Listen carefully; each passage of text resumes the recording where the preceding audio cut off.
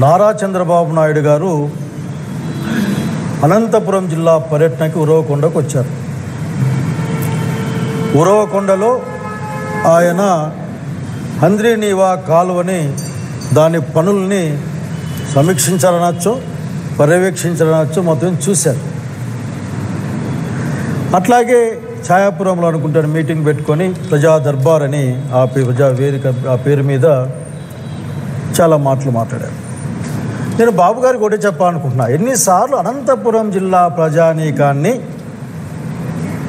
ఎండమావులు చూపించి ఆశల్లో వాళ్ళు విహరింపజేసి వాళ్ళతో ఎందుకు మీరు ఆడుకుంటారు? వాళ్ళ యొక్క బాధలతోనూ వాళ్ళ కష్టాలతోనూ నీళ్ళన్నీ మిగిలిపోతూ ఉన్నాయి. మిగులు నీళ్ళన్నీ వాడుకోవాలని మీరు అనుకున్నారా? పాపం నందమూరి సీనియర్ ఎన్టీఆర్ గారిని, తారక రామారావు గారిని గుర్తు తెచ్చుకున్న సంతోషం. మీరు గుర్తు తెచ్చుకున్న ప్రతిసారి పాపం రామారావు గారి ఆత్మ ఘోషిస్తూ ఉంటుంది ఎక్కడ మీరు గుర్తు తెచ్చుకున్నా.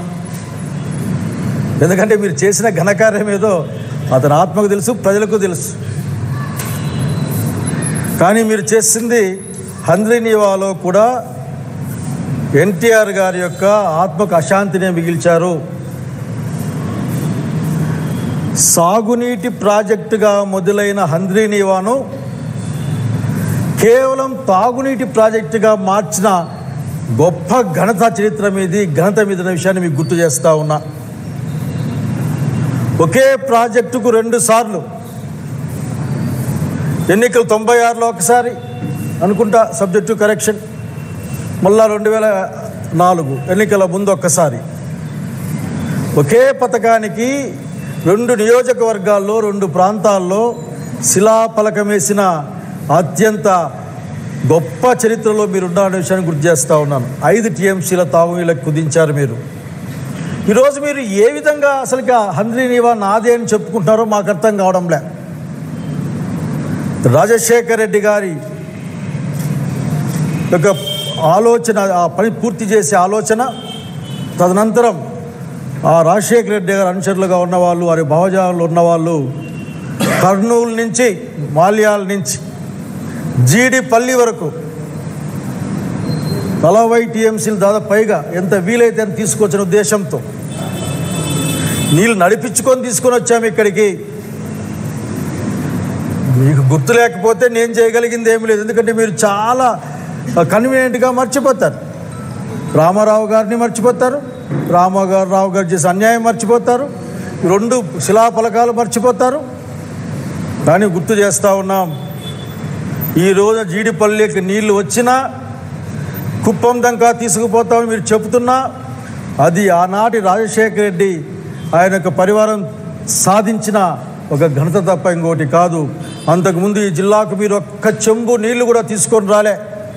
అట్లాగే వెయిట్ చూసాం మీరు. చాలా రోజులుగా ఇక్కడ ప్రజా ఐక్య వేదికల మీద అనేక సంస్థలు ఉద్యమాన్ని చేస్తూ ఉన్నాయి. హంద్రీనీవాను వెడల్పు చేయండి, కేవలం 3600 కాదు 10,000 క్యూసెక్కులకు అనుకూలంగా హంద్రీనీవాను వెడల్పు చేయండి, ఆ లైనింగ్ పనులు ఆపేసేయండి, వీలైన ఎక్కువ నీళ్ళు తీసుకోండి, కరువుతో అల్లాడే రాయలసీమ జిల్లాకు తీసుకెళ్ళండి, అతి తక్కువ సమయంలో బ్యాక్ వాటర్ని ఎక్కువ తీసుకొని ఈ జిల్లాల యొక్క దాహార్తిని తీర్చండి మీరు అని అడిగాం. లేదు నేను పూర్తి చేస్తాను, ఖరీఫ్ కల్లా నీళ్ళు ఇస్తా అని చెప్పిపోతే పెద్ద మనిషి ముఖ్యమంత్రి గారు పాపం ఖరీఫ్ అంటే చాలా దూరం ఉందనుకుంటున్నాడు.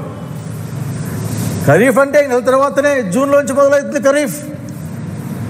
బహుశా ఎన్నికలు అనుకుని ఉంటాడు. ఖరీఫ్ అంటే ఒక నెలలో మొదలవుతుంది, నెలలో పూర్తి చేసి మీరు నీళ్ళు ఇస్తామని చెప్తా ఉన్నారు. ఆ లెక్కలేదో, ఆ డబ్బుల అనౌన్స్మెంట్ ఏదో, ఆ ప్రణాళిక ఏదో మీరు మా ముందు పెట్టమని, మా జిల్లా ముందు పెట్టమని మేము డిమాండ్ చేస్తూ ఉన్నాం. అట్లాగే మీరు మాట్లాడుతూ డ్రిప్ ఇరిగేషన్ గురించి మాట్లాడారు. అనంతపురం జిల్లా హార్టికల్చర్లో అగ్రస్థానాన్ని చేర్చింది జగన్మోహన్ రెడ్డి గారు, అంతకుముందు రాజశేఖర రెడ్డి గారి ఆలోచన విధానం తప్ప మీరు కాదన్న సంగతి గుర్తు చేస్తూ ఉన్నా నేను. ఇన్వెన్షన్ ప్రధానికి మీరే ఇన్వెన్షన్ ఆఖరికి.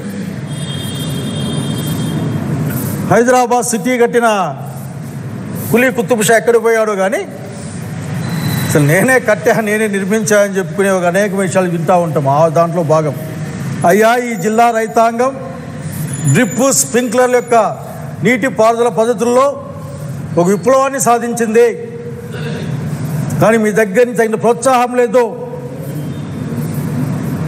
మీరు తక్షణం ఈ జిల్లాలో సన్నకారు రైతులు, చిన్నకారు సన్నకారు రైతాంగానికి మొత్తం 100% ఫ్రీగా డ్రిప్ ఇరిగేషన్, స్ప్రింక్లర్ ఇరిగేషన్ ఇవ్వాలి. 100% SC STలకు ఇచ్చాం, 90% చిన్న సన్నకారు రైతులకు ఇచ్చాం. అట్లాగే ఎవరికైనా సరే 70% సబ్సిడీ అని ప్రకటించాం. నిజంగా మీకు మా జిల్లా మీద ప్రేమ ఉంటే చిన్న సన్నకారు రైతాంగం అందరికీ కూడా ఉచితంగా కాల పరిమితికి లోబడిన డ్రిప్ ఇరిగేషన్ ఇవ్వండి, స్ప్రింక్లర్ ఇరిగేషన్ ఇవ్వండి. పెద్ద రైతాంగం అంటే మా దగ్గర 30 ఎకరాలు ఉన్న లాభం లేదు. ఇక్కడ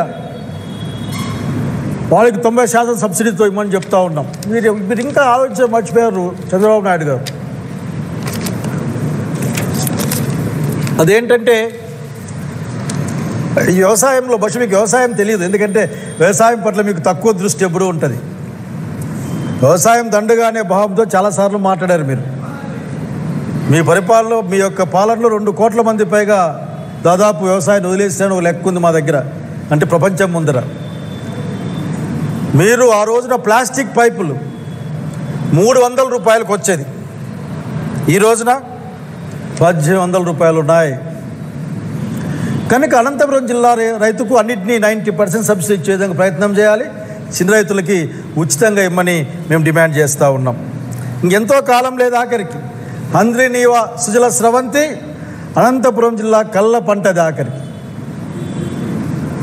ఈ జిల్లాలో అన్ని చెరువులకు నీళ్ళు ఇవ్వాలి. మీరు కాలువలు తవ్వేది ప్రారంభించండి.